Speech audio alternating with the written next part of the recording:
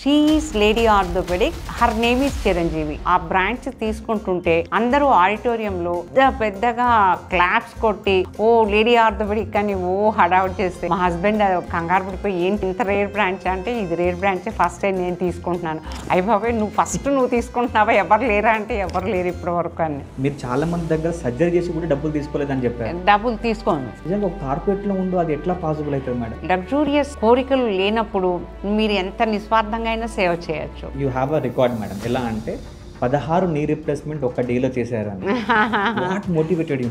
80% of the orthopaedic problems are common in women. ఆడవాళ్ళల్లో because of lack of financial freedom, lack of awareness, ఈ రెండిటి మూలంగా బాగా 4th స్టేజ్కి వచ్చిన తర్వాత మా దగ్గరికి వస్తారని. ఈ నీ రీప్లేస్మెంట్ అన్నీ కూడా పెద్ద స్కామ్. అంటే డాక్టర్స్ కావాలనే చేసేస్తున్నారు అని ఒక చాలా పెద్ద అపోహ ఉంది. అత్యద్భుతమైన మెరకెల్ అయితే ఏది జరగదు. మీ ఒరిజినల్ నీ మీద నడిచినట్లుగా ఆర్టిఫిషియల్ నీ ఉండదు. మంచి జరుగుతుందేమో అని ఖర్చు పెట్టించద్దు అన్ని లక్షలు. మిడిల్ క్లాస్ పీపుల్ భయపడుతున్నారు గవర్నమెంట్ హాస్పిటల్స్కి వెళ్ళటానికి. దాంట్లో కూడా ఎంతోమంది బాగుపడిన వాళ్ళు, ఎంతోమంది బతికి బయటపడిన వాళ్ళు ఎంతోమంది ఉన్నారు. వీళ్ళకి గవర్నమెంట్ జీతాలు ఇస్తుంది కదా, చేశారులే, ఏం చేశారు వాళ్ళు, ఏం చేశారు గొప్ప అనుకుంటారు. గవర్నమెంట్ హాస్పిటల్స్ అనేవి టెంపుల్స్ అండి. తిరుపతి టెంపుల్ లాంటిది. అమ్మ అని పిలిచే డాక్టర్స్ పేషెంట్ కి మీకున్న బాండ్ ఇంకో లెవెల్ ఉంటుంది మేడం. అమ్మలో అన్ని చూడాలి. ఒక డాక్టర్ని చూడాలి, ఒక టీచర్ని చూడాలి, ఒక అమ్మని చూడాలి. నమస్కారం. నమస్తే అమ్మా. Madam, thank you so much for coming to real speak ma'am. Okay, thank you so much. Madam, 35 సంవత్సరాల ఆర్థోపెడిక్ ఎక్స్పీరియన్స్ అండ్ మీరు ప్రపంచంలోనే మొదటి రోబోటిక్ ఆర్థోపెడిక్ లేడీ సర్జన్ అని చెప్తారు. మేడం, ఫస్ట్ దీన్ని ఎలా చూస్తారు మేడం? అది అంత గొప్పతనం అని నేను అనుకోవట్లేదు. ఫస్ట్ నా జర్నీ ఎలా స్టార్ట్ అయిందంటే, నేను ఎంబీబీఎస్ గుంటూరులో చేశాను. గుంటూరులో ఫైనల్ ఇయర్ అయిపోయిన తర్వాత, హౌస్ సర్జన్సీ అయిపోయిన తర్వాత, ఎంట్రన్స్ రాసిన తర్వాత నాకు ఎనస్థీషియా అనే బ్రాంచ్ వచ్చింది. ఆ ఎనస్థీషియా అనే బ్రాంచ్ ఎందుకో నాకు నచ్చలేదు. బిహైండ్ ద స్క్రీన్ చేయాలి, తర్వాత ఒక సర్జన్ సడన్గా హైపోటెన్షన్ కావాలని అడగటము, తర్వాత నేను కొంచెం మేనేజ్ చేయడానికి లేట్ అవ్వటము, ఆయన గట్టిగా అరవటము, ఇదేంటిది అంటే 3 మంత్స్లో అంత యాక్టివ్గా చేయలేమన్నమాట. సో నాకెందుకో నచ్చలేదు, నేను రిజైన్ చేశాను. మా మదర్ కూడా షీఈస్ డాక్టర్, షీఈస్ పెథాలజిస్ట్ అనమాట. నువ్వు ఒక ఓపెన్ కాంపిటీషన్లో ఇట్లా రిజైన్ చేస్తే చాలా కష్టం అసలు, ఎండి ఎనస్థీషియా అనేది చాలా మంచి బ్రాంచ్, నువ్వు దాన్ని ఎందుకు రిజైన్ చేస్తున్నావు అని చెప్పి అమ్మ బాగా కోపం వచ్చిందనమాట. సో కోపం వచ్చేసేసి ఇంకా నేను వెయిట్ చేయలేను. అమ్మ కూడా రిటైర్ అవుతున్నారు.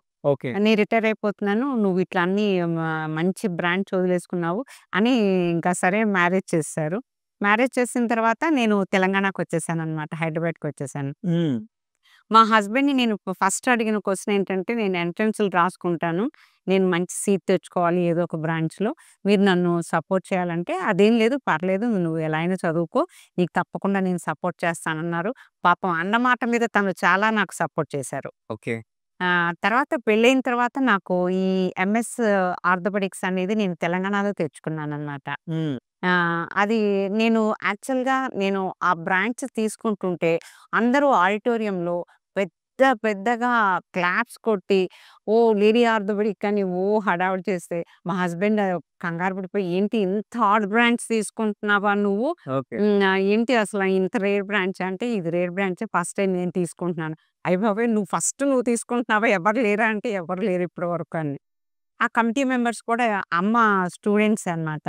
ఎందుకమ్మా ఇంత కష్టమైన బ్రాంచ్ తీసుకుంటున్నావు ఆర్థోపెడిక్స్, ఎలాగో నువ్వు రిజైన్ చేస్తావు 6 మంత్స్లో, మగపిల్లలకి అనవసరంగా ఆ బ్రాంచ్ పోతుంది, ఎవరో మగపిల్లడు తీసుకుంటాడు, నువ్వు ఇంకేదైనా బ్రాంచ్ తీసుకుంటే, లేదు సార్ నేనేం రిజైన్ చేయను, డెఫినెట్గా నేను చేస్తాను, నేను సక్సెస్ అవుతాను నమ్మకం ఉంది, నేను తప్పకుండా తీసుకుంటానని తీసుకున్నాను అనమాట. అప్పుడు ల్యాండ్ లైన్స్ ఉండేవి ఎక్కువ, సెల్ ఫోన్స్ ఎవరికి లేవు అప్పుడు ఆ ప్రాంతాల్లో.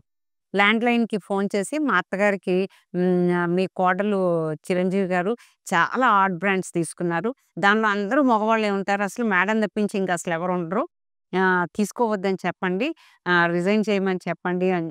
ఎవరో ఒక డాక్టర్ గారు నెక్స్ట్ ర్యాంక్ హోల్డర్ అనమాట. మా అత్తగారు నేను ఇంటికి వచ్చేసరికి చాలా హార్డ్ బ్రాండ్స్ తీసుకున్నామంటే దానిలో అందరూ మగవాళ్ళే ఉంటారంట, వద్దొద్దు ఆ బ్రాంచ్ రిజైన్ చేసేసి నువ్వు ఇంకో ఏదైనా ఆడవాళ్ళు చేసే బ్రాంచ్ తీసుకో అని. లేదు లేదు అలా అలా ఏం కాదు, మా హస్బెండ్ నుండి తనని కన్విన్స్ చేసి అలా ఏం లేదు, డాక్టర్స్ అంటే ఆడ మగ భేదాలు అలాంటివి ఏమి ఉండవు, తను చేస్తానంటుంది కదా, తనని మనం డిస్కరేజ్ చేయటం ఎందుకు, తనకి తెలుసు ఆర్థోపెడిక్స్ అంటే ఏంటో మనకు తెలియదు కదా, తను నాన్ మెడికల్ మా హస్బెండ్. ఓకే. మనకు తెలీదు. తను సక్సెస్ అవుతానంటుంది కాబట్టి తనని మనం ఎంకరేజ్ చేయాలి. ఎందుకు రిజైన్ చేయటం అంత మంచి బ్రాంచ్ అని. మా అన్నయ్య అమర్నాథ్, డాక్టర్ గురువారెడ్డి వీళ్ళు తప్పకుండా చెయ్యి. హ్మ్. నువ్వు చేయలేనప్పుడు నువ్వేదైనా హ్యాండ్ సర్జరీ చేసుకోవచ్చు, స్కోపీ చేసుకోవచ్చు, ఏదైనా చేయొచ్చు. కానీ డోంట్ రిజైన్ ఆర్థోపెడిక్స్. ఆర్థోపెడిక్స్ చాలా మంచి బ్రాంచి. నీకు చాలా ఇష్టంగా ఉంది గదా! నువ్వు చేసేసేయి. రిజైన్ చేయొద్దు. చేసిన తర్వాత చూద్దాము. సపోజ్ నువ్వు సక్సీడ్ అవ్వకపోతే అప్పుడు హ్యాండ్ సర్జరీ మెడ్రాస్‌కెళ్ళి అక్కడ నేర్చుకుందువు గానీ, నిన్నెలా అయినా ఏదో ఒకటి చేస్తాము. నువ్వు మాత్రం చెయ్యను. ఓకే. సో, కానీ తీసుకున్నారు మరి. తీసుకున్నాను. ఓకే. తీసుకున్నాను. 6 మంత్స్ ఉస్మానియాలో she is lady orthopaedic. Her name is Chiranjeevi. Okay. 2 ఆడ్‌గా ఉండేయన్నమాట. చిరంజీవి పేరు కూడా ఆడ్‌గా ఉంటది. అప్పుడు ఎవరికీ తెలియదు. చిరంజీవి లేడీస్ కూడా ఆ! పెట్టుకుంటారని. She is lady orthopaedic. ప్రతి ఒక్కళ్ళు కారిడార్‌లో ఏంటి, క్యాజుయాలిటీలో ఏంటి, ఎక్కడ వార్డ్‌లో ఏంటి, sisters she is lady orthopaedic, she is lady orthopaedic అని. థియేటర్‌లో నేను ఫీమర్ బోన్‌ని రెడ్యూస్ చేస్తుంటే అందరూ చాలా ఎంథూసియాస్టిక్‌గా, ఇంట్రెస్టింగ్‌గా చూసేవాళ్ళు. ఈవిడ ఎలా చేస్తది? ఎలా చేస్తది? అని. నేను రీమ్ చేస్తుంటే చూస్తుండేవాళ్ళనమాట. అలసిపోతదేమో, అసలు ఎవరినైనా సపోర్ట్ సపోర్ట్ అడుగుతదేమో, ఎవరిదైనా హెల్ప్ అడుగుతదేమో అని. కానీ నా ప్రొఫెసర్స్ కానీ, నా కొలీగ్స్ కానీ అందరూ ఎంతో ఫ్రెండ్లీగా, నేను అందరితో చాలా ఫ్రెండ్లీగా ఉంటాను. నేను చాలా కలివిడిగా ఉంటాను. తర్వాత ప్రొఫెసర్సు, నా సీనియర్స్, కొలీగ్స్ అందరూ లేడీ తీసుకుంది. ఇంక అయిపోయాము. ఈవిడ మాట్లాడితే లీవ్ పెట్టేస్తది. ఓకే. ఇంకా మనకి చాలా వర్క్ ఎక్కువైపోద్ది. ఈవిడ త్వరగా కూడా రాదేమో అని చాలా భయపడ్డారు. కానీ నేను మార్నింగ్ 4కి లేచి వంట చేసుకొని, నేను శుభ్రంగా ఫ్యామిలీని అన్నీ చక్కబెట్టుకొని 6కి బయలుదేరి ఉస్మానియాకెళ్ళేదాన్ని. హ్మ్. ప్రొఫెసర్ 9కొస్తారు. 9కొచ్చినప్పుడు వీఎస్ రెడ్డి గారు నా ప్రొఫెసరు. రామకృష్ణ సార్ నా ప్రొఫెసర్ అనమాట. హ్మ్. సార్ వాళ్ళు వచ్చినప్పటికి ఈ డ్రెస్సింగ్స్ అన్నీ చేసేసి నీట్‌గా ఉండాలి. ఓకే. అవి క్లమ్జీగా, అన్‌హెల్తీగా, డర్టీగా, బ్లీడింగ్ వస్తూ ఇన్ఫెక్షన్‌తో ఉంటే ఎవరు హూ ఈజ్ పీజీ అని అడుగుతారు. అంటే ఆ పీజీ లేట్‌గా వచ్చినట్లు తెలిసిపోద్దనమాట. సో, 6:30కి ఎవరు వార్డ్‌కెళ్తారో వాళ్ళకి డ్రెస్సింగ్ సెట్స్ దొరుకుతాయి. డ్రెస్సింగ్ సెట్స్ దొరకకపోతే ప్రొఫెసర్‌తో తిట్లు పడతాయి. హ్మ్. మళ్ళీ సీఎస్‌డీ నుంచి రావటానికి 11, 12 దాకా డ్రెస్సింగ్ సెట్స్ రావన్నమాట. So, they have to know the condition. Hmm. ఈ పేషెంట్స్‌కి ఈ కండిషన్‌లో ఉన్నారు. వీళ్ళని డిశ్చార్జ్ చేయొచ్చు. వీళ్ళకి స్కిన్ గ్రాఫ్టింగ్ ఎయ్యాలి. వీళ్ళకి ఫ్లాప్ ఎయ్యాలి అనేది ప్రొఫెసర్ డిసైడ్ చేస్తారన్నమాట రౌండ్స్‌లో. సో, అంత కాంపిటీషన్‌లో నేను 6:30కి వెళ్ళి 9 లోపల సార్ వచ్చే లోపల, మా ప్రొఫెసర్ వచ్చే లోపల అన్ని డ్రెస్సింగ్స్ చేసేసి నీట్‌గా ఎవ్వరితో మాట పడకుండా నేను 3 ఇయర్స్ కంప్లీట్ చేశాను. నేను ఈ 3 ఇయర్స్‌లో 10 కేజెస్ లాస్ అయ్యాను. మేడం, అప్పుడున్న పీజీకి, ఇప్పుడున్న డాక్టర్స్‌కి ఏమైనా డిఫరెన్స్ అనిపిస్తదా? ఏమైనా డిఫరెన్స్ అంటే అప్పుడు యావిగేషన్స్ తక్కువ. టీవీ తక్కువ. హ్మ్. ఆహ్, ఎంటర్‌టైన్‌మెంట్ ఏమి ఉండేది కాదు. ఓకే. నేను అనుకోవటం. అంటే ఇప్పుడు పీజీలు కూడా పాపం కష్టపడుతున్నారులెండి. గవర్నమెంట్ హాస్పిటల్స్‌లో ఎవరు కష్టపడకుండా ఆ లోడ్‌కి కష్టపడకుండా అవ్వదు. హ్మ్. గవర్నమెంట్ హాస్పిటల్స్ అనేవి టెంపుల్స్ అండి. ఓకే. తిరుపతి టెంపుల్ లాంటిది ఉస్మానియా అనేది. వస్తూనే ఉంటారు. గాంధీ అనేది ఒక తిరుపతి టెంపుల్. ఎందుకంటే బీదవాళ్ళు కార్పొరేట్‌కి వెళ్ళలేరు. వాళ్ళకి చాలా అవసరం గవర్నమెంట్ హాస్పిటల్స్‌లో. సెకండ్ థింగ్ ప్రజల్లో మార్పు రావాలి. గవర్నమెంట్ హాస్పిటల్స్‌లో పేషెంట్స్ వెళ్ళాలి అంటే దేనికి భయపడకుండా పేషెంట్స్‌లోనే మార్పు రావాలి. ఇది మన హాస్పిటలు. ఇది మన ఇల్లు. మన సరౌండింగ్స్ మనం నీట్‌గా ఉంచుకోవాలని పేషెంట్స్‌లో మార్పొస్తే గాని మిడిల్ క్లాస్ పీపుల్ గవర్నమెంట్ హాస్పిటల్స్‌కి వెళ్ళలేరు. ఎక్కువగా భయపడేది ఒకటి రష్ ఎక్కువుంటుందని. సెకండ్ హైజీన్ గురించి భయపడతారు. మేడం, వాళ్ళే చెప్తా ఉంటారు. వాళ్ళే అమ్ముకుంటూ, వాళ్ళెక్కడ నీట్‌నెస్ అదే మెయింటైన్ చేస్తుంటారు. చేస్తుంటారు. అదే చేస్తుంటారు. అదే చేస్తుంటారు. సో, మన సరౌండింగ్స్ మనం మంచిగా ఉంచుకోవాలి.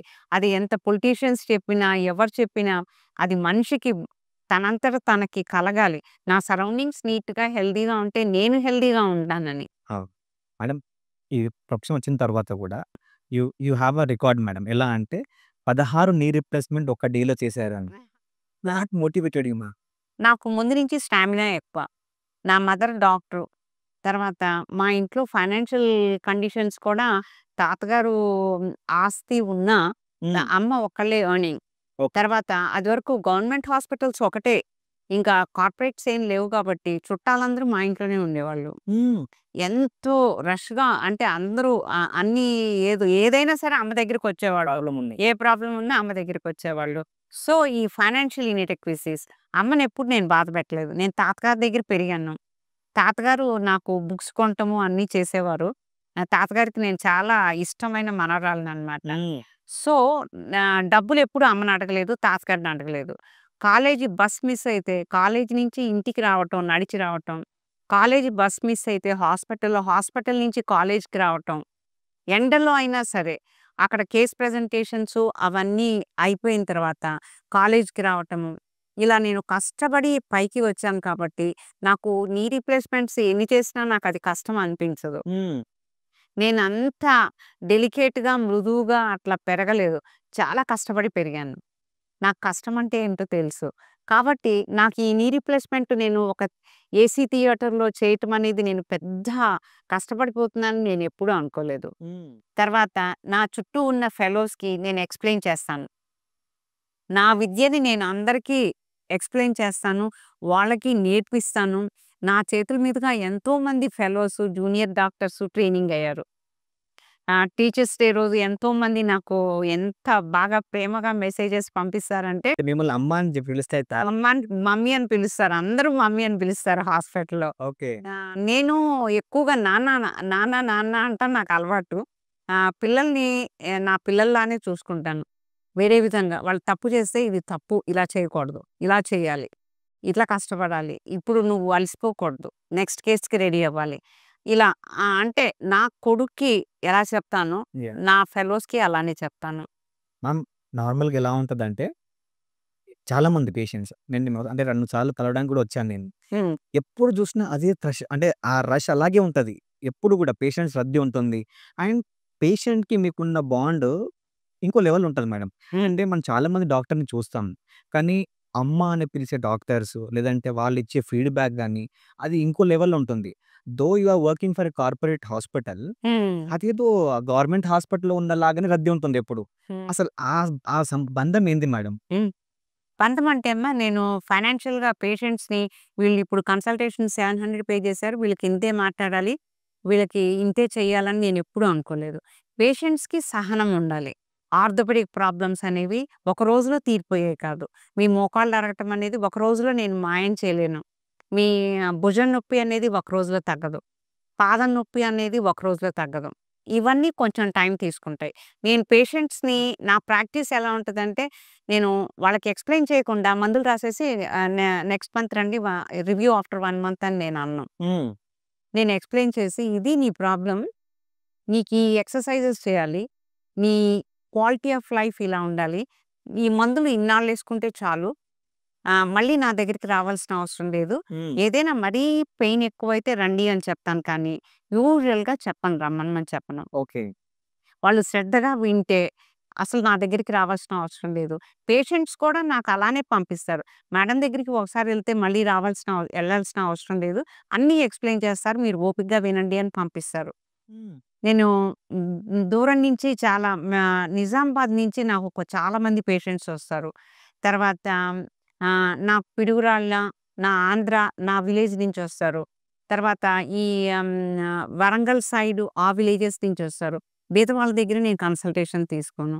హ్యాండిక్యాప్డ్ దగ్గర కన్సల్టేషన్ తీసుకోను. మేడం ఇంకోటి చెప్పాలి ఇక్కడ. నేను సర్వే చేసినప్పుడు గూడా మీరు చాలా మంది దగ్గర సర్జరీ చేసి కూడా డబ్బులు తీసుకోలేదని చెప్పారు. డబ్బులు తీసుకోను. కానీ తీసుకోను. నిజంగా ఒక కార్పొరేట్‌లో ఉండు అది ఎట్లా పాసిబుల్ అయితది మేడం? అది అంటే నాకంత అంటే పెద్దగా ఎర్న్ చేయాలి. నాకు పెద్ద బెంజ్ కార్‌లో తిరగాలి. నాకలాంటి ఏం లేవు. లగ్జూరియస్ కోరికలు లేనప్పుడు మీరు ఎంత నిస్వార్థంగా అయినా సేవ చేయొచ్చు. డబ్బులనేవి నేనెప్పుడు కౌంట్ చేయను. తర్వాత సాయి డివోటీతో నాకు కొన్ని సేవా సంఘాలు తెలుసు.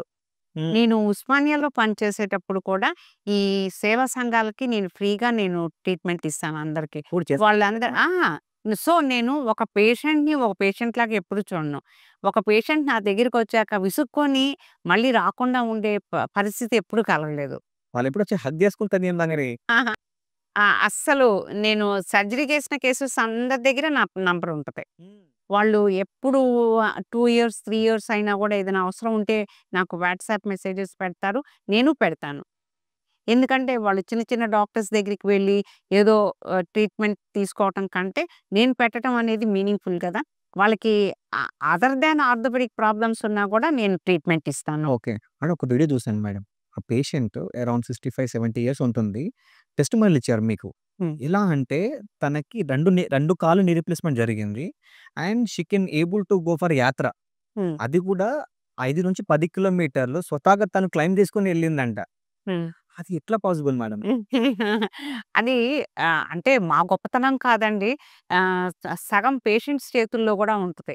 వాళ్ళకి ఒక పాజిటివ్ యాటిట్యూడ్ ఉండి, మేము చేయగలము, ఇది నడవగలము, ఎక్కగలము అనే యాటిట్యూడ్ ఉండాలి. నేను పేషెంట్స్‌కి అదే చెప్తాను. సర్జరీ సగభాగం. సగభాగం మీ చేతుల్లో ఉంటది. మీరెంత యాక్టివ్‌గా, పాజిటివ్‌గా మోటివేట్ అయ్యి మీరు చేసుకోగలిగితే అంత బాగా ఉంటది. సర్జరీ రిజల్ట్స్ అనేవి. అయ్యో! సర్జరీ అయింది. నమ్మో కొంచెం నొప్పిగా ఉంది, నడుము నొప్పిగా ఉంది, పాదం నొప్పిగా ఉంది. అమ్మో! నేను కాళ్ళు బిగుసుకుపోతున్నాయి. నేను నడవను, నేను ముడవను. ఇట్లా అంటే నెగెటివ్‌గా ఆలోచిస్తే ఏముండదు. రిజల్ట్ ఏముండదు. సో, పాజిటివ్‌గా ఉంటే ఏదైనా చేయొచ్చు. నీ రీప్లేస్‌మెంట్ అంటేనే భయం ఉంటుంది. అయ్యో! ఈ ఏజ్‌లో చేయించాలా? నార్మల్‌గా ఎలా ఉంటదంటే మేడం ఏదైనా ఫ్యామిలీలో చూస్తే గనక వాళ్ళు first initial days they will spend for their childrens. వాళ్ళకి ఇది కొనిచ్చేసేయాలి, అది చేసేయాలని వాళ్ళన్నీ పోస్ట్‌పోన్ చేసుకుంటా పోతారు. ఒక 45, 50 ఇయర్స్ వచ్చేటప్పటికి వాళ్ళకి నొప్పులు స్టార్ట్ అయితాయి. వాళ్ళు అప్పుడు ప్లాన్ చేద్దాం అనుకుంటారు. అక్కడికెళ్ళి తిరిగి వద్దాము అని అనుకుంటారు. కానీ దేర్ ఇస్ ద పాయింట్ అప్పుడు వాళ్ళకి అది జాయింట్ పెయిన్ స్టార్ట్ అయితది. వాళ్ళేమో మెట్లెక్కలేరు, క్లైంబ్ చేయలేరు. అయితే మాక్సిమం జనాలకి మనం ఇండియాలో ఇదే ప్రాబ్లమ్ చూస్తాం మేడం. హ్మ్. కానీ why womens has a more problem than men? ఆ! ఇది ఆర్థోపెడిక్స్‌లో నేను షైన్ అవ్వటానికి ఒక రీజన్ ఏంటంటే 80% of the orthopaedic problems are common in women. Hmm. 80% దానిలో ఒక రుమటాయిడ్ ఆర్థరైటిస్ ఉంది. అది 98% అది లేడీస్‌లో ఉంటది. ఓకే. ఓన్లీ 2% మెన్నే అది సఫర్ అవుతారు. హ్మ్. రుమటాయిడ్. అది ఏంటి జెనెటిక్ బ్యాక్‌గ్రౌండ్ ఇది ఆటోఇమ్యూన్ డిజార్డర్ కాబట్టి అవును. అలా వచ్చినోళ్ళకి ఎవరైనా 3% ఉంటారు. 95% లేడీస్ రుమటాయిడ్ ఉంటారు. ఓకే. అట్లానే యాంక్లోజింగ్ స్పాండిలైటిస్ అని ఇంకో కండిషన్ ఉంది. అది ఓన్లీ మెన్‌కుంటది. లేడీస్‌లో చాలా తక్కువుంటది. ఆ 5% లేడీస్‌లో ఉంటది. 95% మెన్‌లో ఉంటది. ఈ రుమటాయిడ్ ఆర్థరైటిస్ అనేది 95% లేడీస్‌లో ఉంటది. 5% మెన్‌లో ఉంటది. సో, ఈ హ్మ్, ఆడవాళ్ళలో ఈ జెనెటిక్ బ్యాక్‌గ్రౌండ్‌లో ఈ డీజనరేటివ్ ప్రొఫైల్ అనేది ఎక్కువ. ఆడవాళ్ళలో ఎక్కువ అరగటం. ఈ జెనెటిక్ బ్యాక్‌గ్రౌండ్ ఒకటి ఒక పార్ట్. తర్వాత ఆహ్, అంటే లైక్ లిటరసీ రేట్ చదువుకోకపోవటం. ఆ! అది హౌస్ వైఫ్ లాగా ఉండిపోవటం. అవేర్‌నెస్. ఫైనాన్షియల్ ఫ్రీడమ్ లేకపోవటం. అవేర్‌నెస్ లేకపోవటం. తర్వాత ఈ థైరాయిడు, డయాబెటిసు ఎర్లీగా ఐడెంటిఫై చేసుకోకపోవటం. ఎందుకు లావెక్కుతున్నాను? ఎందుకు ఇలా అవుతుంది? తినేది కొంచెమైనా లావెక్కుతున్నానేంటి? డయాబెటిస్ కూడా ఒక డాక్టర్ దగ్గరికెళ్లి టెస్ట్ చేయించుకోకపోవటం, హెల్త్ ప్రొఫైల్స్ చేయించుకోకపోవటం, అలా లాగించడం అన్నమాట. ఈ వెయిట్ గెయిన్ అనేది అవ్వటం స్టార్ట్ అయ్యాక వాళ్ళే చెక్ చేసుకోవాలి. అమ్మో! నేను 80కొచ్చేసాను, 70కొచ్చాను. ఇప్పుడు నేను I have to check my weight. నేను ఇప్పుడు తగ్గించుకోవాలి. అసలు ఎందుకు ఇట్లా వెయిట్ గెయిన్ అవుతున్నాను? ఒకసారి థైరాయిడ్ చేయించుకుందాం. లేకపోతే హెచ్‌బీఏవన్సీ చేయించుకుందాం. ఇలాంటివి చిన్న చిన్నయి. వీళ్ళకి ఫైనాన్షియల్ ఫ్రీడమ్ లేకపోయినా పిల్లలు గాని, హస్బెండ్ గాని చేయిస్తారు. వాళ్ళకే ఒక అవేర్‌నెస్ అనేది ఉండాలి. ఈ ఆడవాళ్ళలో because of lack of financial freedom, lack of awareness hmm. ఈ రెండిటి మూలంగా బాగా ఫోర్త్ స్టేజ్‌కొచ్చిన తర్వాత మా దగ్గరికొస్తారనమాట. అవును. మొత్తం అరిగిపోయిన తర్వాత. మొత్తం అరిగిపోయిన తర్వాత. అప్పుడు ఓహ్! లూబ్రికెంట్స్ కూడా ఏవి పనిచేయవు. హ్మ్. ఎర్లీ స్టేజెస్‌లో first and second stage, third stage కూడా ఓకే. ఫస్ట్ అండ్ సెకండ్ స్టేజ్‌లో లూబ్రికెంట్స్ వర్క్ చేసినంతగా ఇంకా థర్డ్ స్టేజ్‌లో కూడా వర్క్ చేయవు. ఫోర్త్ స్టేజ్‌లో అస్సలు పనిచేయవు. హ్మ్. ఈ ప్లాస్మా థెరపీలు, ఈ థెరపీలు, ఏ థెరపీలు, హైల్యూరానిడేస్ ఇంజెక్షన్స్ కానీ ఇవన్నీ ఏవి పనిచేయవు ఫోర్త్ స్టేజ్‌లో. ఓకే. సో, లేడీస్‌కి సర్జరీస్ ఎందుకు ఎక్కువవుతాయంటే, because of lack of awareness. ఒక డాక్టర్ దగ్గరికెళ్ళి ఒక ఎక్స్‌రే తీయించుకుందాము అన్న భావన కాకుండా, మెడికల్ షాప్‌కెళ్ళి ఒక టాబ్లెట్ మింగేసేసి ఈ నొప్పి తగ్గిపోయింది. హ్మ్. సరే చూద్దాం నెక్స్ట్ వీక్ ఎలా ఉంటదో అలా పోస్ట్‌పోన్ చేసుకోవటం అన్నమాట. మేడం నార్మల్‌గా ఇంత బిజీ షెడ్యూల్‌లో గూడా ఫ్యామిలీ కన్సర్న్స్ అంటే ఫ్యామిలీ మ్యాటర్స్ ఎ లాట్. అందరికి ఎవరికైనా సరే. మీరు పొద్దున్న లేస్తే హాస్పిటల్‌కెళ్ళిపోతారు. మళ్ళీ సాయంత్రం వస్తారు. మేడం ఎప్పుడు మీ పిల్లలు కూడా సేమ్ ఫీల్డ్ రావాలని అనుకోలేదా ఎప్పుడు కూడా? బాబు డాక్టర్ అండి. Okay ma'am. పాపకి తనకి మ్యాథ్స్ బాగా వచ్చు. హ్మ్. నేను ఎంపీసీ తీసుకుంటానంది. ఎంపీసీ తీసుకుంది. అది సాఫ్ట్‌వేర్ ఇంజినీర్. ఇప్పుడు స్టేట్స్‌లో ఉందది. ఓకే. బాబు ఎంబీబీఎస్ ఇక్కడ చేశాడు. తర్వాత న్యూరాలజీ చేశాడు. అక్కడ యూఎస్ఎంఎల్ఈ స్టెప్స్ రాశాడు. హ్మ్. మ్యామ్ ఆహ్ ఈ టైమింగ్స్ ఎలా మెయింటైన్ చేశారు మ్యామ్? టైమింగ్స్ పాపం పిల్లల్ని చాలా మిస్ అయ్యానండి. పాపం పిల్లలు నేను పొద్దున 7కి నా షెడ్యూల్ స్టార్ట్ అయితే ఈవినింగ్ నైట్ 9 దాకా పాపం పిల్లలు ఎలా చదువుకున్నారో వాళ్ళంతట వాళ్ళే కష్టపడి పైకొచ్చారు. కాకపోతే ఏంటంటే నేను రిమైనింగ్ టైమ్ అంతా పిల్లలకే కేటాయించేదాన్ని. అంటే నేను ఎవరికీ నాకింక వేరే ఎంగేజ్‌మెంట్స్, యావిగేషన్స్ ఏం లేవు కాబట్టి షాపింగ్‌లు, ఈ ఎంటర్‌టైన్‌మెంట్స్ ఏ హోటల్స్‌కెళ్ళటము నాకిలాంటివన్నీ ఎక్కువ ఇష్టం ఉండదు. నేను ఎక్కువగా పిల్లలతోనే ఉండేదాన్ని. తర్వాత చుట్టాలందరూ నాతో చాలా క్లోజ్‌గా ఉంటారు. ఇటు అత్తగారి వైపు గూడా నన్ను కూతురులానే చూసుకుంటారు. హ్మ్. ఏదైనా ఫంక్షన్‌కెళ్తే ముందు చిరంజీవి వచ్చిందా అని అడుగుతారు. అందరూ అంటారనమాట. ముందు చిరంజీవి వచ్చిందా అని అడుగుతారు అందరని.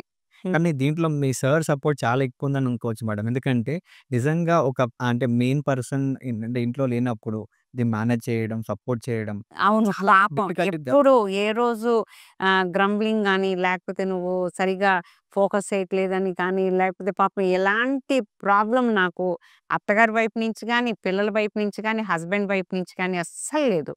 నా థీసిస్‌కి ఇన్‌ఫాక్ట్ ఎంత కష్టపడ్డారో మా ఆయన పాపం. నాది చాలా పెద్ద థీసిస్ అనమాట. Total hip replacement. అదైతే డీఎంఆర్ఎల్ ప్రాజెక్ట్ అది. డీఎంఆర్ఎల్ ప్రాజెక్ట్ వాళ్ళు టోటల్ హిప్ రీప్లేస్‌మెంట్ యూనిట్స్ ఇచ్చారనమాట. దాన్ని ఒక ఇంప్లాంట్ తోటి కంపేర్ స్టడీ అనమాట. చాలా పెద్దది. ఆ! సరే నేను మా సార్ నుండి మా ప్రొఫెసరు "నువ్వు వెళ్ళిపోయేటప్పుడు మళ్ళీ నువ్వు వెళ్ళిపోయిన తర్వాత నాకు దొరకవు. నీ థీసిస్ ఒక కాపీ నాకిచ్చేసేయమ్మా" అంటే మా క్లర్క్‌కిచ్చాను. ఆ క్లర్కేమో సార్ తోటి సంతకం పెట్టించుకోకుండా మా ఎగ్జామినర్‌కి పంపించేసిందనమాట. పటోండి అని ఒక మంచి చాలా టఫ్ ఎగ్జామినర్. ఆయనకి వెళ్ళింది. ఇంత పెద్ద thesis. Okay. So, I have received a unsigned copy of doctor Chiranjeevi thesis. You please send me A signed copy of doctor Chiranjeevi thesis అంటే మా ప్రొఫెసర్ రామకృష్ణ గారు అది కాదు. అది చాలా పెద్ద బుక్ గదా! ఇంత పెద్ద వాల్యూము. ఇక్కడికి రా పట్టండి నేను చూపిస్తాను. అది మా క్లర్క్ బై మిస్టేక్ నాతో సంతకం పెట్టకుండా పంపించేసింది అంటే, no, no, no, no. I want a signed copy of doctor Chiranjeevi thesis. అయ్యో! సరే మా ఆయన పాపం యూనివర్సిటీకెళ్ళి, విజయవాడకెళ్ళి అక్కడి నుంచి వాళ్ళతో సంతకాలు పెట్టించి అట్లా పంపించడానికి గూడా దానికొక వేరే రూట్ ఉంటదనమాట. అట్లా సిస్టమాటిక్‌గా పంపించాలి. అది మళ్ళీ పటౌండికి పోస్ట్ చేసి, ఆయన 2 థీసిస్ పట్టుకొచ్చారు. నా ప్రొఫెసర్ నన్ను పిలిచి రూమ్‌లోకి, "పటౌండి చాలా టఫ్ ఎగ్జామినరు. నీ థీసిస్ ఒకటే ఇంతలా ఉంటది. ఇప్పుడు 2 థీసిస్ పట్టుకొస్తున్నాడు. నిన్ను ఫెయిల్ చేసే ఛాన్సెస్ 80% ఉన్నాయమ్మా. నువ్వు సూసైడ్ జేసుకోవటం అలాంటివి చేయబాకు. మళ్ళీ రాసుకోవచ్చు" అంటే నేను ఒకటే అన్నాను, "సార్ నా గురించి మీరు ఎవరిని రిక్వెస్ట్ చేయొద్దు. ఓకే. నేనంత ఇది కాదు. నేను ఒకవేళ పాస్ అవ్వకపోతే నేను నెక్స్ట్ టైమ్ రాసుకుంటాను. అంతేగాని మీరు నా గురించి ఎవరిని రిక్వెస్ట్ చేయొద్దు. Let me face the exam" అంటే నేను సాయి డివోటీ. మరి సాయి నాకు చాలా హెల్ప్ చేశాడనుకుంటాను.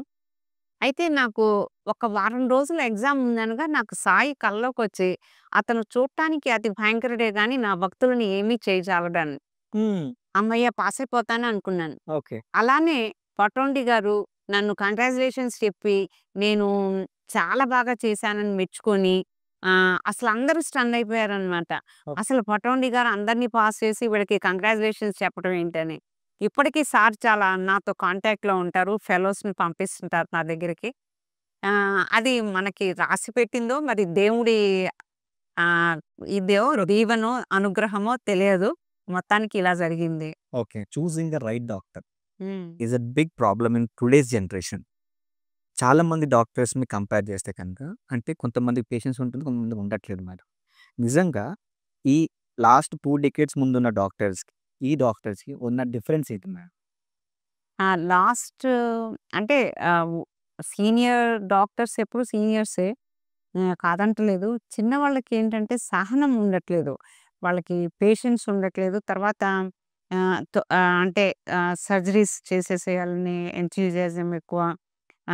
సర్జికల్ ఇంపాక్ట్ అంటే అదెక్కువ.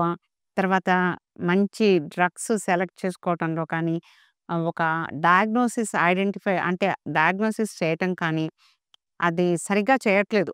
అంటే ఇంకా బాగా అంటే వాళ్ళు పైకి రావాలి అంటే కొంచెం ఓపెన్. కాన్స్టెంట్‌గా ఉండాలి. ఓపికగా ఉండాలి. మంచిగా డయాగ్నోసిస్ చేయాలి. తర్వాత అన్ని ట్రీట్మెంట్స్ అందరికి ఇవ్వలేము. ఆ! వాళ్ళ ఫైనాన్షియల్ స్టేటస్ కూడా మనం చూసుకోవాలి. అలాంటివన్నీ ఓర్పు, సహనము, డయాగ్నోసిస్ చేయటము, ఈ తొందరపడటం. ఏదో థియేటర్‌కెళ్ళిపోవాలి. లేతే ఇంకో హాస్పిటల్‌లో ఏదో కన్సల్టేషన్స్‌కెళ్ళిపోవాలి. ఇక్కడ ఓపీ అయిపోయిన తర్వాత వెంటనే ఇంకో చోటకెళ్ళాలి.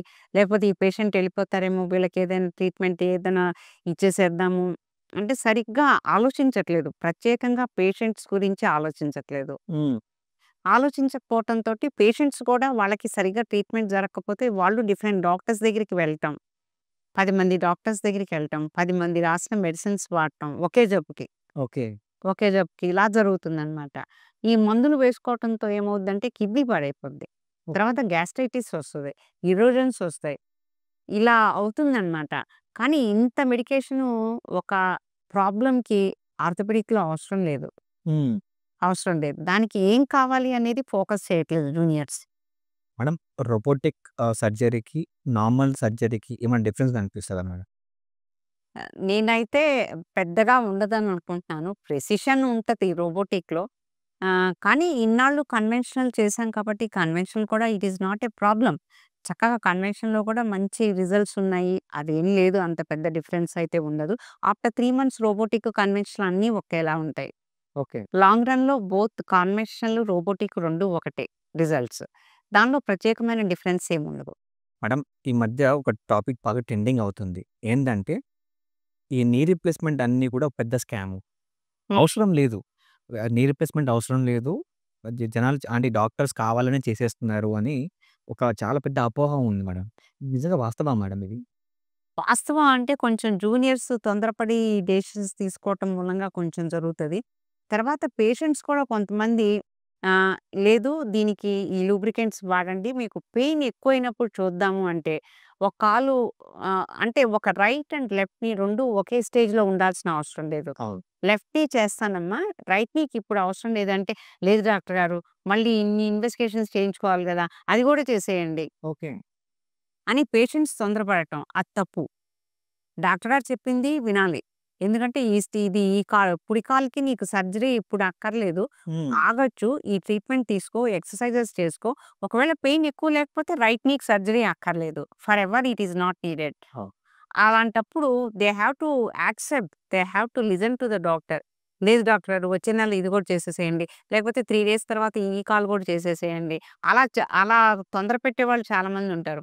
వాళ్ళని ఆపుతుంటాం. నేను చేయనమ్మా. నేను సస్తే చేయను. మీ ఇష్టం. ఇది లూబ్రికెంట్స్ ఇప్పుడు డాక్టర్ గారు మీరు ఈ ఎక్స్‌రే ఎవరికైనా చూపించి మేడం చేశారంటే నవ్వుతారు. అలా చేయను. ఈ రైట్ నీకి అవసరం లేదు. లెఫ్ట్ నీకి మాత్రం అవసరం. ఒక్కోసారి అంత డిస్పారిటీ ఎందుకుంటుందంటే 2 కాళ్ళకి ఏదైనా దెబ్బ తగిలి పడినప్పుడు కొన్ని లిగమెంట్స్ డ్యామేజ్ అయితే, ఆ నీ తొందరగా అంటే డీజనరేట్ అవుతదనమాట. ఎందుకంటే దానికి ప్రొటెక్టివ్ లిగమెంట్స్ ఏసీఎల్, పీసీఎల్ ఇది డ్యామేజ్ అవ్వటము, మెనిస్కస్ డ్యామేజ్ అవ్వటము, దీంతో ఎక్కువగా డీజనరేట్ అవుతది. అలాంటప్పుడు ఒక కాలు అరుగుతది. ఒక కాలు అరగదు. హ్మ్. సో, అలాంటప్పుడు డాక్టర్ గారు చెప్పిన మాటలు వినాలి. పేషెంట్స్ కూడా ఒక్కోసారి తొందరపాటు ఉంటది. ఓకే. చేంజ్ చేసుకుంటామని. అదే చెప్తాను. మీ ఒరిజినల్ నీ మీద నడిచినట్లుగా ఆర్టిఫిషియల్ నీ ఉండదు. Original knee is always natural knee is always natural నీ.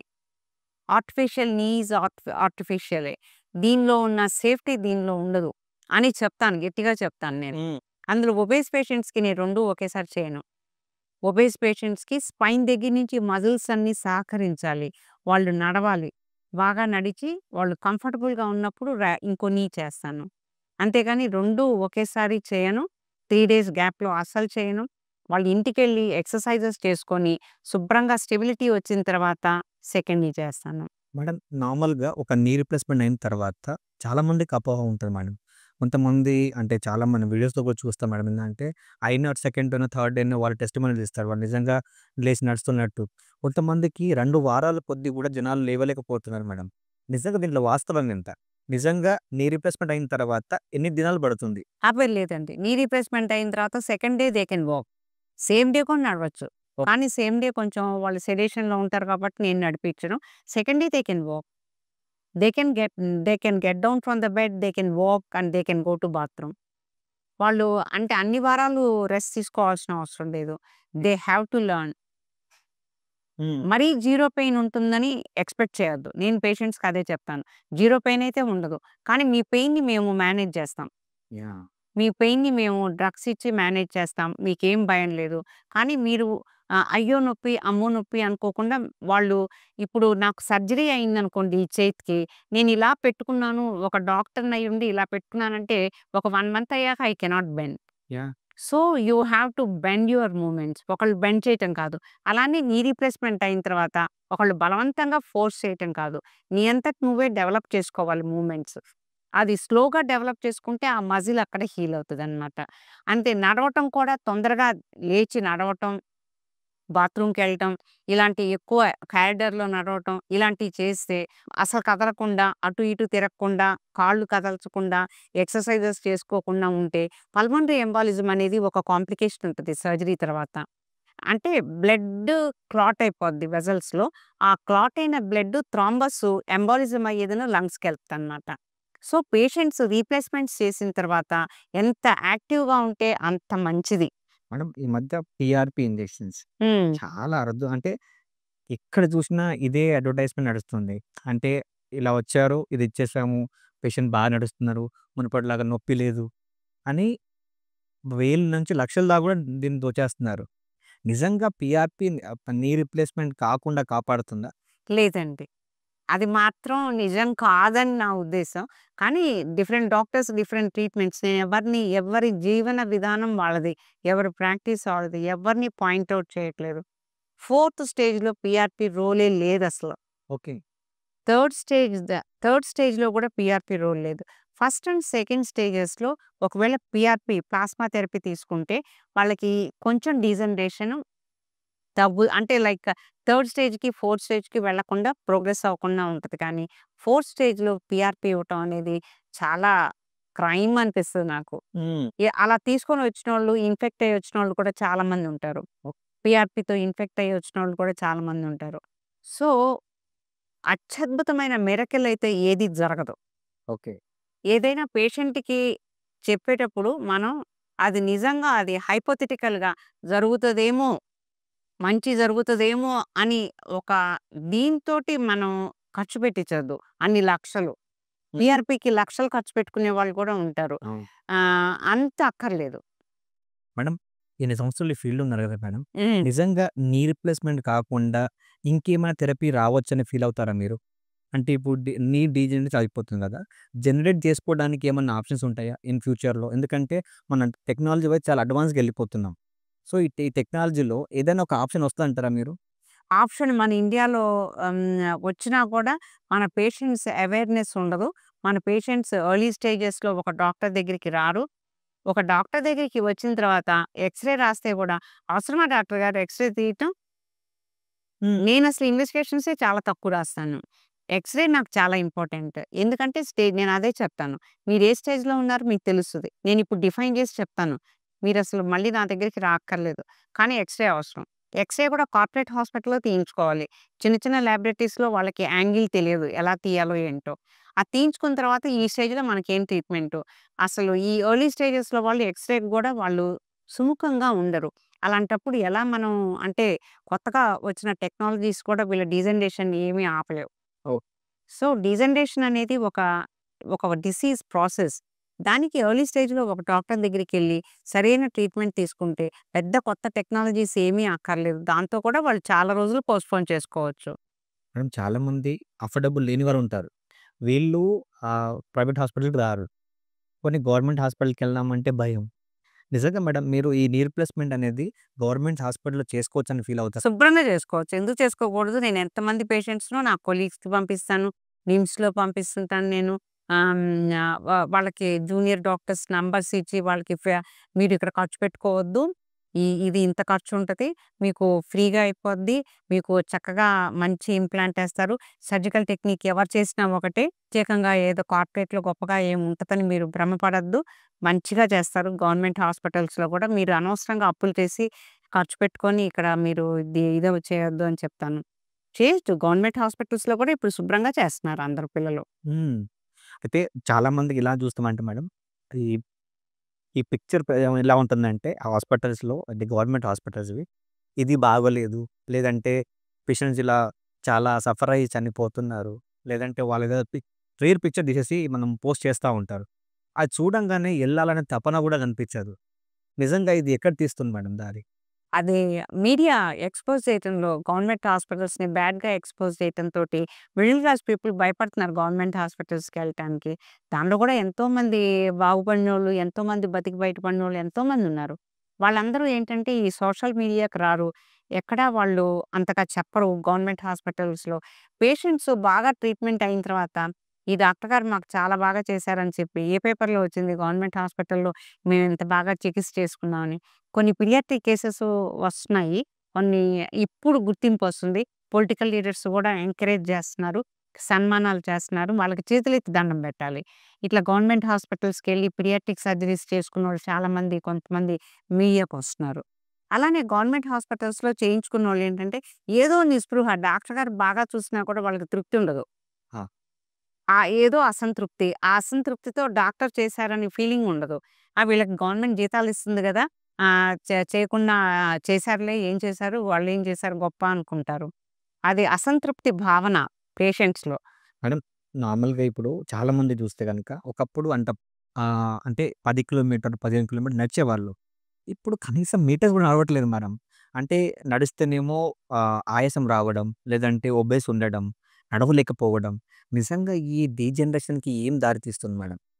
నేను యూత్‌లో గూడా పిల్లలు గూడా వాక్ చేయలేకపోతున్నారు. ఫిజికల్ యాక్టివిటీ లేదు.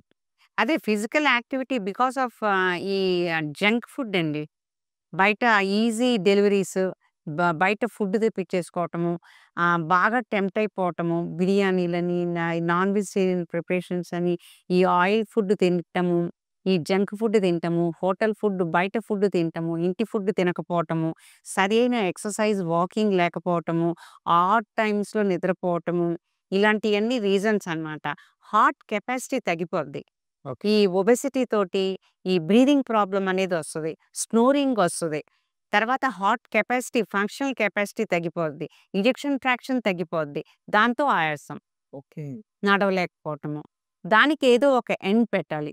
హార్ట్ ఎప్పుడైనా ఒక 1 కిలోమీటర్ నడిచి ఎవరికైనా చిన్న పిల్లలకి ఆయాసం వచ్చి నడవలేకపోతున్నారంటే వెంటనే కార్డియాలజిస్ట్‌కి, పల్మనాలజిస్ట్‌కి చూపించుకొని లంగ్స్ ఎలా పనిచేస్తున్నాయి, బ్రీతింగ్ ఎక్సర్‌సైజెస్ ఎలా చేయాలి, కార్డియాక్ ఫంక్షన్ ఎలా ఉంది, డ్రగ్స్ ఏం తీసుకోవాలి, వెయిట్ రిడక్షన్ ఎలా చేయాలి.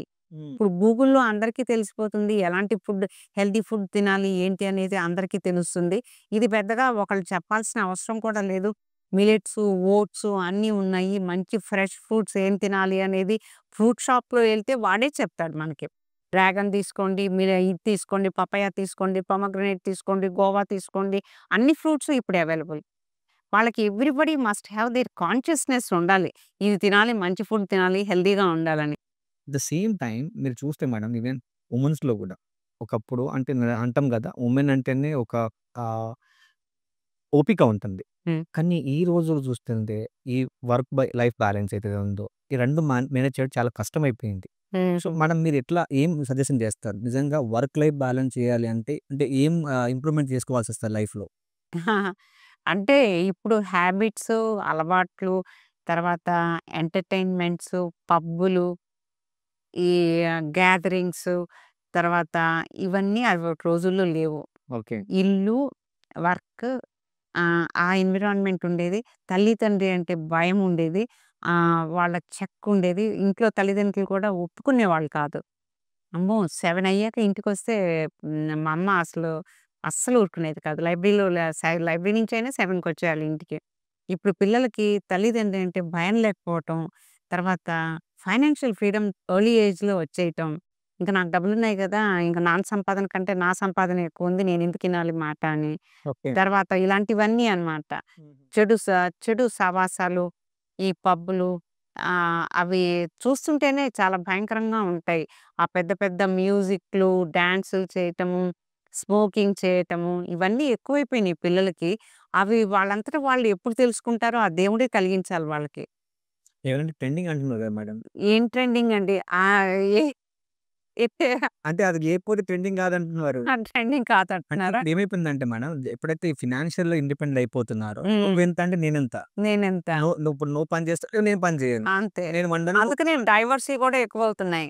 ఎందుకంటే ఈ ఫైనాన్షియల్ ఫ్రీడమ్ ఎక్కువైపోయేసరికి ఈ ఈ వే ఆఫ్ థింకింగ్‌లో పెరిగిన పిల్లలకి పెళ్ళిళ్ళయిన తర్వాత అడ్జస్ట్ అవ్వటం అనేది అస్సలు లేదు.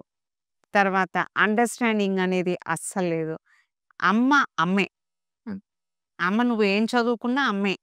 అమ్మ అనేది she is whole soul in the family. She has to carry the so many responsibilities.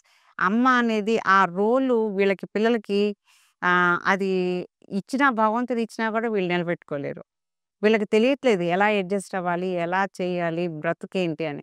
అందుకే ఈ లైఫ్ ప్యాటర్ను ఈ దీనికి డైవర్స్‌లు ఎక్కువైపోవటం, గొడవలు ఎక్కువైపోవటం ఇయన్నీ మానసిక ఒత్తిళ్ళు, తర్వాత సైకియాట్రిక్ ప్రాబ్లమ్స్ ఇయన్నీ పిల్లల్లో ఎందుకు చూస్తున్నామంటే ఇవన్నీ. ఆ! జనరేషన్ మారిపోయిందనమాట. మేడం ఈ మధ్య అందరు యూత్ గూడా చాలామంది అంటే ఇది ఎంబీబీఎస్‌కి వచ్చే వాళ్ళందరూ గూడా ఎంఎస్‌లో ఆర్త్ చూసుకుంటున్నారు. అంటే దానికి మీకు నిదర్శనం మేడం. అంటే ఆ! ఆల్రెడీ ఎవరో ఉన్నారు, చేస్తున్నారు అండ్ చేస్తున్నారు. They are successful. హ్మ్. ఇండియాలోనే టాప్ సక్సెస్‌ఫుల్‌లో ఉన్నారని చాలామంది వాళ్ళందరూ ఇంప్రెస్ అయ్యి వాళ్ళు తీసుకోవడం స్టార్ట్ అయింది. అవునవును. దీన్ని ఎలా చూస్తారు మరి? నాకు హ్యాపీగా ఉంటది. పిల్లలొస్తారు. చాలామందొస్తారు ఎంఎస్ తీసుకునేటప్పుడు. మేడం ఏం చేయమంటారు? మీరు సక్సెస్ అయ్యారు గదా! మాకు తీసుకోవాలనుందని తప్పకుండా ఎంకరేజ్ చేస్తాను. ఒకవేళ మీరు ఇది చేయలేకపోతే ఇది చేయండి. ఇది చేయలేకపోతే ఇది చేయండి. రండి ఫెలోషిప్ నా దగ్గర కూడా లేడీ ఫెలోస్ ఉంటారు. అమ్మాయిలు. వాళ్ళకి గూడా నేను ఈక్వల్ ఛాన్సెస్ ఇస్తాను మెన్‌కి ఇచ్చినట్లుగా. ఎంకరేజ్ చేస్తాను. ఎంకరేజ్ చేస్తాను అందరిని. ఇప్పుడు లేడీస్ చాలా మందున్నారు. అవును. ఆర్థోపెడిక్స్. చాలా గర్వకారణంగా ఉంది. నన్ను చూసి తీసుకున్నారంటే నాకింకా హ్యాపీగా ఉంది. ఆ! మేడం డాక్టర్ చిరంజీవి అంటే ఒక డాక్టర్‌గా గుర్తుండిపోవాలా? ఒక టీచర్‌గానా? ఒక మదర్‌గా అంటే ఏం ఏం సమాధానం చెప్తారు? హ్మ్. అన్ని విధాల. ఓకే. అమ్మలో అన్నీ చూడాలి. ఒక డాక్టర్‌ని చూడాలి, ఒక టీచర్‌ని చూడాలి, ఒక అమ్మని చూడాలి. ఓకే. అది ఈ జనరేషన్‌లో చాలా మిస్ అవుతున్నారు. అండ్ మేడం ఓవరాల్‌గా మేడం నార్మల్‌గా ఈ పేషెంట్స్ అందరూ సఫర్ అవ్వకుండా ఉండాలి. నీ రిప్లేస్‌మెంట్ దాకా ఎళ్ళకూడదంటే మీరు ఏం మెసేజ్ ఇస్తారు మేడం? ప్రాబ్లమ్ స్టార్ట్ అవ్వగానే డాక్టర్ దగ్గరికెళ్ళాలి. అది నేను చెప్పే సలహా. డాక్టర్ దగ్గరికెళ్ళిన తర్వాత సహనం కావాలి. చక్కగా డాక్టర్ చెప్పిన ఎక్సర్‌సైజెస్ నేర్చుకోవాలి. మందులేసుకోవాలి. ఇలా ఏవైనా చేయకూడని పనులుంటే చేయొద్దని చెప్తాం. స్టెయిర్‌కేస్ క్లైంబింగ్ చేయొద్దు. రిపీటెడ్‌గా sitting on the floor level చేయొద్దు. ఇండియన్ లెట్రిన్స్ వాడొద్దు. కమోడ్ యూజ్ చేయండి. ఇలాంటియన్నీ సలహాలు చెప్తాం. ఆ సలహాలు పాటించాలి. వెయిట్ రిడక్షన్ చేయాలి. బాగా సిన్సియర్‌గా చేయాలి. దానికి ఇయన్నీ కొంచెం కష్టంగా ఉంటాయి. కష్టంగా ఉన్నా గూడా అది మంచి రిజల్ట్ ఇస్తది. హుహు. మేడం మన ఉన్న యువత అందరికి ఈ ఈ పాడ్‌కాస్ట్ చూసిన వాళ్ళందరికీ మీరిచ్చే ఒక సందేశం ఏంటి? అది మేలా? ఫీమేల్ ఎవరైనా గావచ్చు. యూత్‌కి ఇచ్చే మీరు మెసేజ్ ఏంటి మేడం? ఎందుకంటే మీ రోజువారీ జీవితంలో చాలా మందిని చూస్తారు. చిన్న, పెద్ద, మిడిల్ ఏజ్, పెద్దవాళ్ళని హ్మ్. 85 ఇయర్స్ ఉన్న వాళ్ళు కూడా మీరు చాలా మంది పేషెంట్స్ ఉన్నారు. వీళ్ళందరూ చూసారు మీరు. ఈ ఈ అంత అనుభవంతో మీరు వీళ్ళకిచ్చే మెసేజ్ ఏంటి? కష్టపడాలి. సిన్సియర్‌గా ఉండాలి. ట్రాన్స్‌పరెంట్‌గా ఉండాలి. ఏ పేషెంట్‌ని నెగ్లెక్ట్ చేయొద్దు. ఏ పేషెంట్‌ని అసహించుకోవద్దు. కోపం తెచ్చుకోవద్దు. నీ కోపం ఎందుకు పనికిరాదు. కోపం తెచ్చుకోవద్దు. ప్రశాంతత ఉండాలి. పేషెంట్స్ కొన్ని ఇర్రెలెవెంట్ క్వెషన్స్ కూడా వేస్తుంటారు. Hmm. Of course it is there right. Oh! వాళ్ళకి అది పెద్దగా అనిపించొచ్చు అడుగుతారు.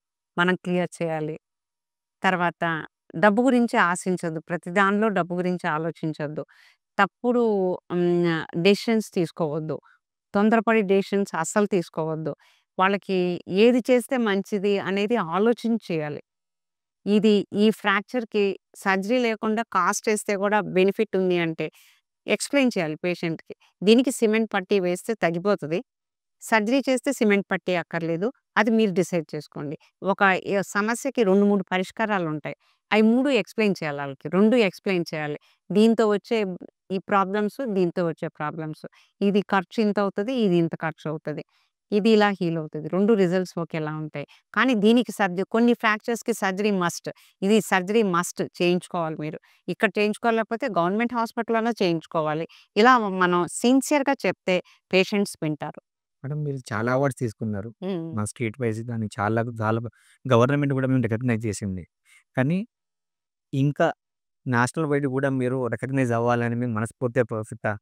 అండ్ మీ ఈ సర్వీస్ టు ద పేషెంట్స్ నిజంగా అద్భుతం మేడం. ఇది చాలా ఇంకా కంటిన్యూ అవ్వాలని మనస్ఫూర్తిగా కోరుకుంటాం మేడం. థాంక్ యూ మా. థాంక్ యూ థాంక్స్ సో అమ్మా. మచ్. థాంక్స్.